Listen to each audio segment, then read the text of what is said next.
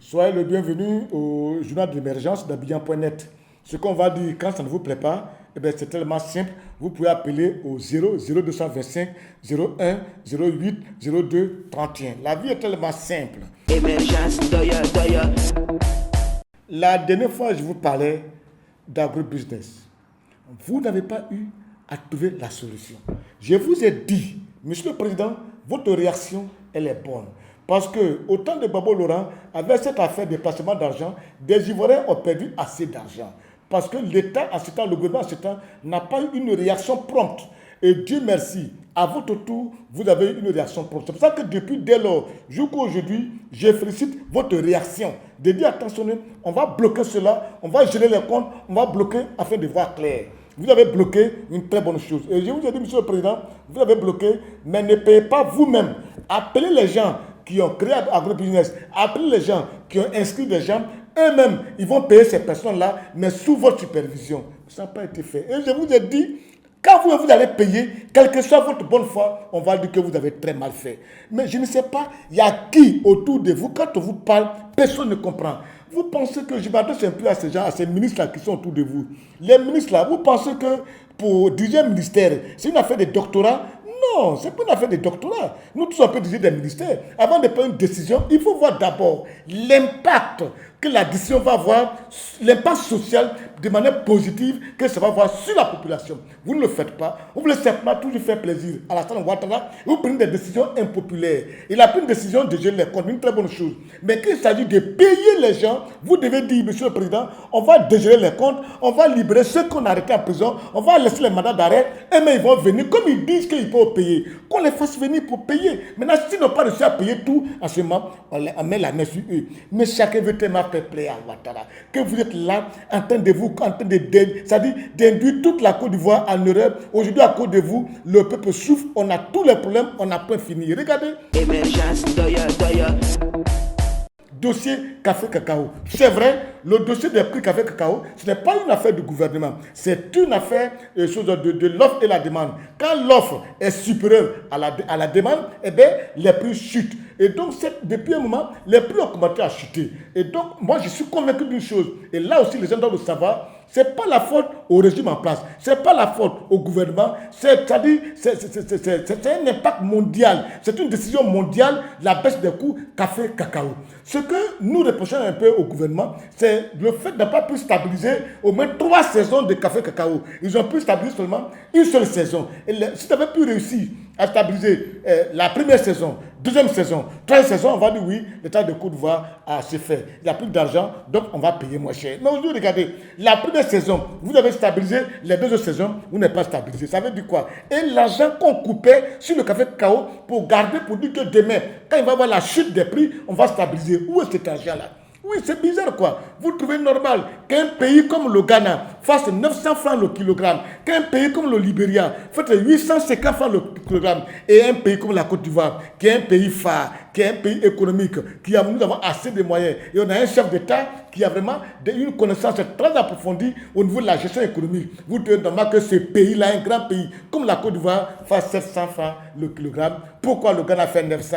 Pourquoi le Libéria fait 850? Et puis la Côte d'Ivoire fait 700. Tu vois, c'est choquant. Quand on regarde, on est coincé quoi. On est coincé et on observe, on regarde. On ne sait pas ce qu'on va faire et c'est gênant.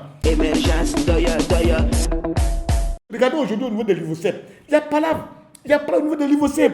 Comment vous pouvez penser que une entreprise à qui on a donné un monopole depuis 1966, au temps où Feu Bagny, c'est-à-dire en 1966. À ce moment-là, à Abidjan, il y avait combien de personnes ici? Il n'y avait personne. Il n'y avait que Feu Bagny et ses gars de RDA.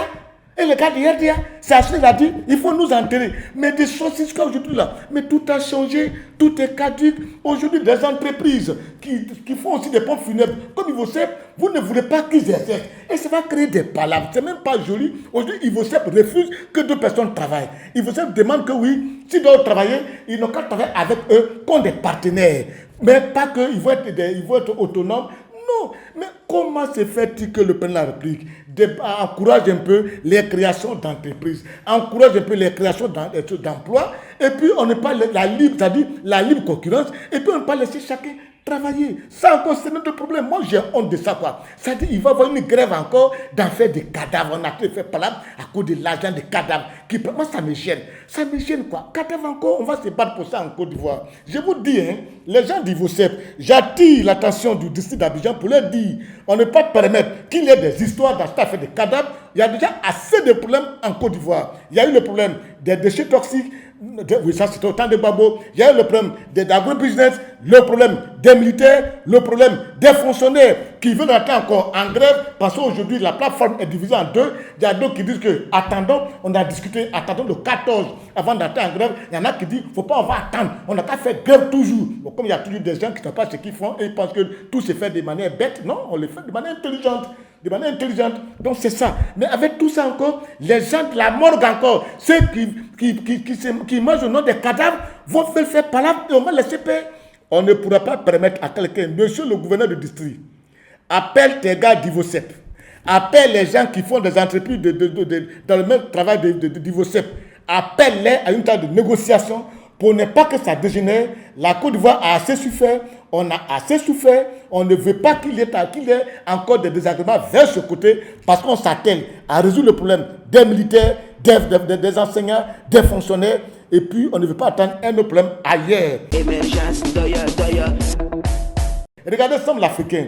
Sam l'Africain, moi, ça me surprend quoi. On l'a jugé on dit que les propos, quelque chose là, on l'a jugé 6 mois. Après encore ces 2 jours-là, on l'a jugé encore pour escroquerie et puis faux usage de faux. Ce que moi je sais, c'est qu'en matière d'escroquerie, la peine est égale à 6 mois maximum, 6 mois d'emprisonnement ferme. Mais cette fois-ci, il a eu 5 ans ferme. Mais tu sais, quand tu veux faire la politique, ayons un langage un peu apaisé. Sans l'Africain, toi tu dis que tu es syrien. Toi, tu reconnais que tu es syrien, tu as pris la nationalité ivoirienne pour faire la politique. Pardonnez que vous faites là. Ayez un langage apaisé, un langage poli pour éviter de détruire toute la Côte d'Ivoire parce que ce n'est pas joli, ça ne vous plaît pas. Émergence, regardez la route qu'ils sont en train de faire. Entre Gbelepa, Farala, Minignan. Il y a eu palabre aujourd'hui là-bas. Hein. Il y a eu palabre. Hein. La dernière fois, je vous ai dit. Mais cette fois-ci, il y a eu palabre. Alassane Ouattara en train de faire une voie, c'est-à-dire de Gbelepa pour aller à Farala pour aller à Minina, ça c'est chez lui.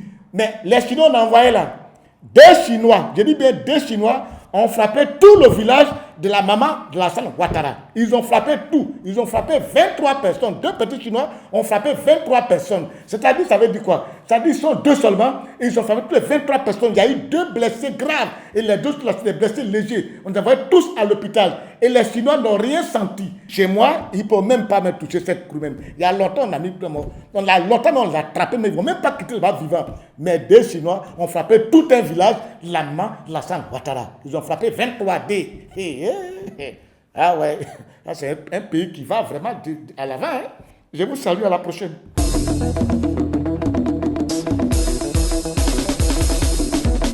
Émergence, doya, émergence, doya, émergence, doya.